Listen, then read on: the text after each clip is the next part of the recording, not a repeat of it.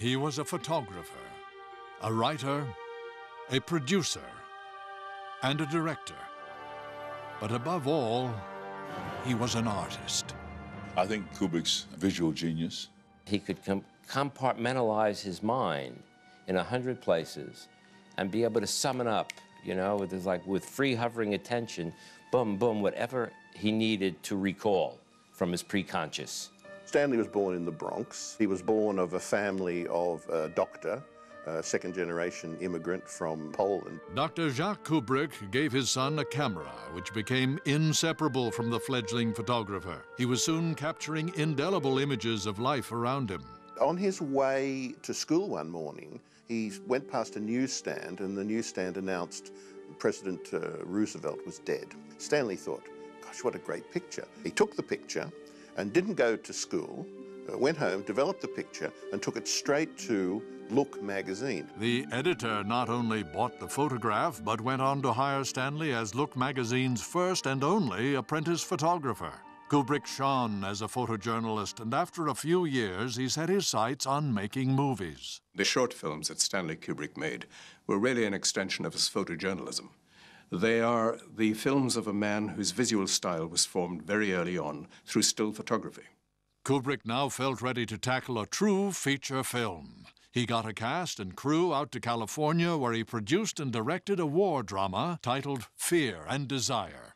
Even then, Kubrick understood what you needed to make a successful movie, and he inserted a fairly sexy scene with an actress named Virginia Leith, who is tied up to a tree and then menaced by one of the men, played, in fact, by Paul Mazursky, who now, of course, much better known as a film director.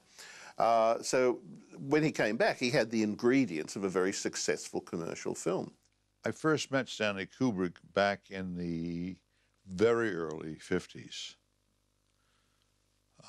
When I was at the Signal Corps making Army training films. We were being trained to be combat cameramen. We would take home the cameras from the Army or rent them and do some experimental work. And on one of the weekends where we were shooting a short subject, actually at my family's apartment, Stanley came to visit. To us, he was already a professional. He was already a proven filmmaker, having done 2 short subjects in Fear and Desire. Fear and Desire inspired Kubrick to tackle a more ambitious project, Killer's Kiss, which dealt with a boxer on the eve of a big fight. He drew on familiar New York City neighborhoods and friends. I thought he had done a terrific job, bearing in mind that he did everything himself. He was the cameraman, he was the director, he was the editor. He shot it all silent and then dubbed in all of the voices afterwards. I mean, an incredible technical job. And actually sold the picture to United Artists for $75,000. And I asked him what his plans were for the future, and he said he has no plans, he doesn't know what to do. United Artists said if someday he has another project or something, they might be interested.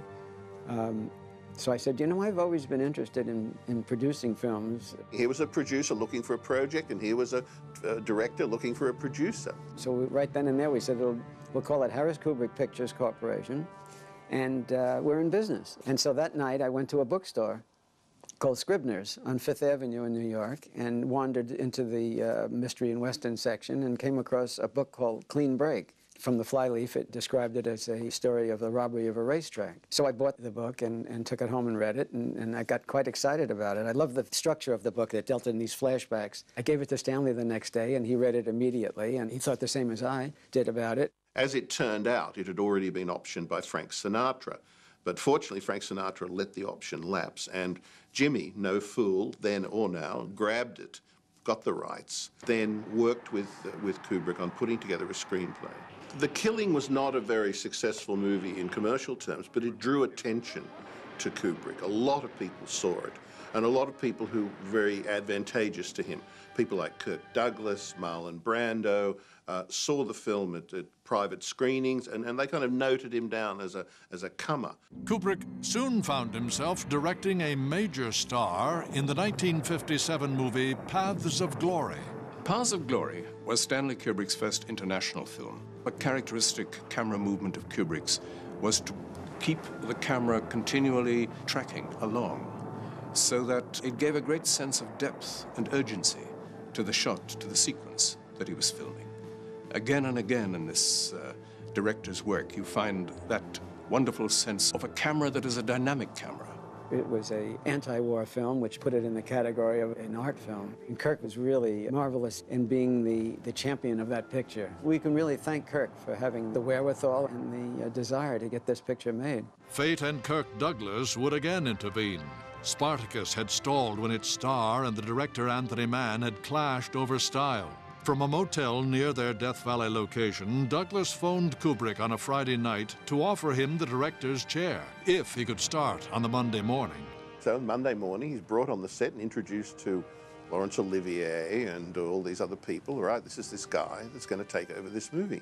But for Douglas, of course, Douglas thought this was a guy he could manipulate. Kubrick immediately began imposing his stamp on the film, and Douglas loathed it. Kubrick just ignored it, to the extent that, as is famously recorded, Kirk Douglas said, "Stanley Kubrick is a talented shit." The effect of Spartacus was that Stanley was determined that he would never again work for anyone except himself. During the production of Spartacus, Kubrick and Harris purchased the rights to Vladimir Nabokov's Lolita.